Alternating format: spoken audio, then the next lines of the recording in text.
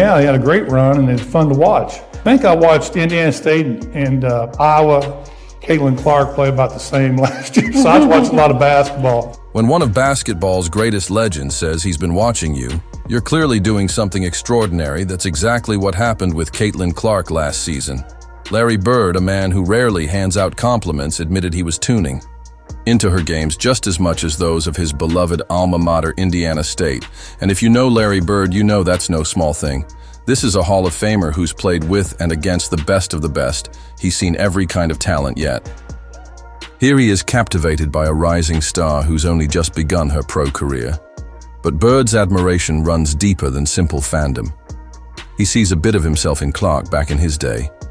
Bird wasn't known for flashy dunks or blazing speed. What set him apart was his mind, his next-level basketball IQ, his ability to predict plays before they unfolded. And in Caitlin Clark, he sees that same rare gift.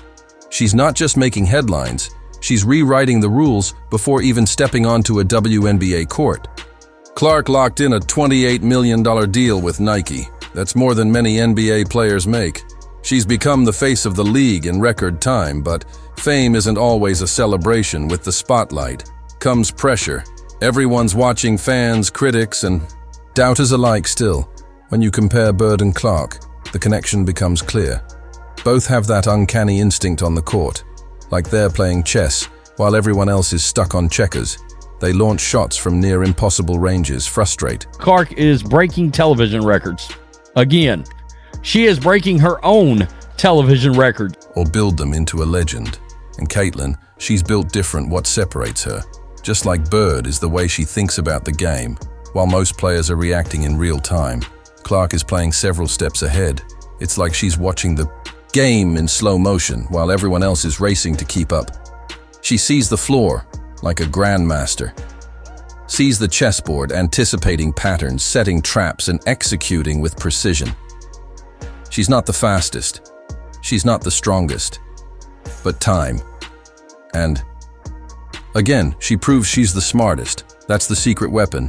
The thing you can't coach, can't teach, and can't defend against. And the comparisons, they don't stop with Bird. Steve Kerr, an NBA champion, as both a player and a coach, sees another parallel. In Caitlin Clark, he doesn't just see Larry Bird, he sees Steph Curry. And when you really think about it, that comparison might say even more about where the game is going. Here's what Kerr had to say. Caitlin reminds me a lot of Steph Curry, a lot. Been watching from afar, and understanding just how much of a power she is out there on the court. The cool part is the way that she plays and her range and the level of difficulty on her shots is obviously a very close. Think about it. How do you defend someone who's dangerous from literally anywhere on the floor? Teams have tried everything. They've thrown taller defenders at her to contest her vision. They've used speed to try and stay in front. They've sent double. Teams trapped her off the dribble, even tried to deny her the ball entirely, and yet none of it sticks, because when you can shoot from 30 FT with the same ease most players shoot from 10, and you can thread passes like a quarterback dropping dimes. There's no one-size-fits-all defense. She finds a way, the great ones always do. But here's where the story gets more layered. While NBA legends like Curry and Bird have been quick to praise Clark's game, not everyone in the WNBA has been as openly enthusiastic.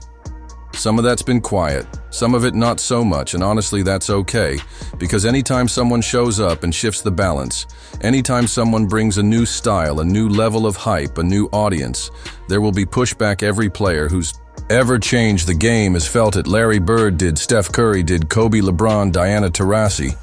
I'm rooting for Caitlin because I've been in that seat before.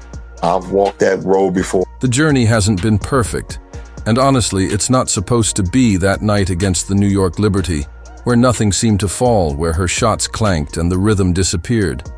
That's part of the story. Every all-time great has those nights. Michael Jordan had them. Larry Bird did too. Even Steph Curry, the player.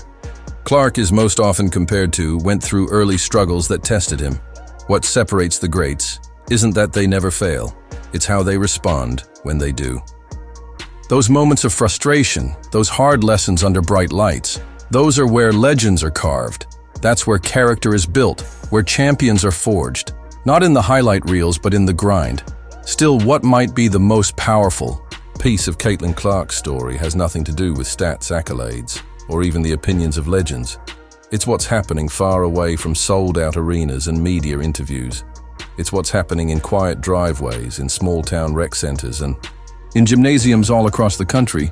Young kids, especially young girls, are watching Caitlin Clark play and thinking, I want to do that.